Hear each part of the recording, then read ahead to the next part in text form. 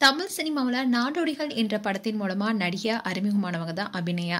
இவங்க ரீசெண்டா ஒரு யூடியூப் சேனலுக்கு இன்டர்வியூ கொடுத்திருக்காங்க.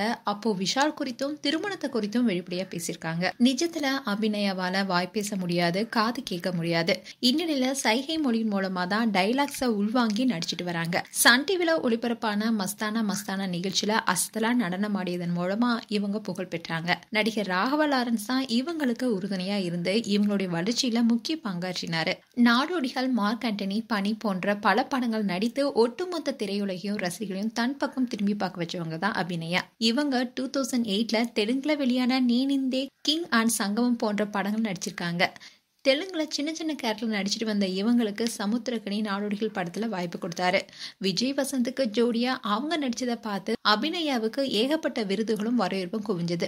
1000ல் ஒருவன், ஈசன், 7ஆம் அறிவு, வீரம், பூஜை போன்ற பல படங்கள் நடித்து ஃபேன்ஸை தன்னுடைய நடிப்பால கவர்ந்துட்டு வராங்க.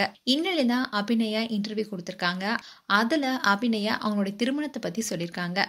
நான் 15 வருஷமா என் கூட படித்த ஒருத்தரை காதலிச்சிட்டு வரேன். அவர்கிட்ட என்னால என்ன வேணாலும் பேச முடியும். எந்த விதமான ஜட்ஜ்மெண்ட்டும் இருக்காது. எங்களுடைய திருமணம் குறித்து இன்னும் முடிவு செய்யல. அதுக்கு இன்னும் நேரம் இருக்கு.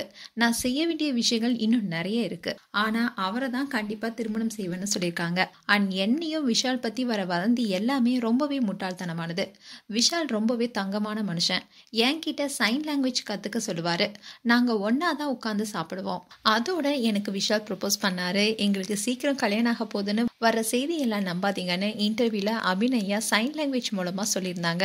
இப்போ இந்த வீடியோ சோஷியல் மீடியால வைரல் ஆயிட்டு வருது. மேலும் அபிநயா குறித்து உங்களுடைய கருத்துக்களை கமெண்ட் செக்ஷன்ல சொல்லுங்க. இது போன்ற வீடியோஸை பார்க்க நியூஸ் தமிழ் கிளிட்ஸ் சேனலை சப்ஸ்கிரைப் பண்ணுங்க. மறக்காம நோட்டிபிகேஷன் பட்டனை கிளிக் பண்ணுங்க.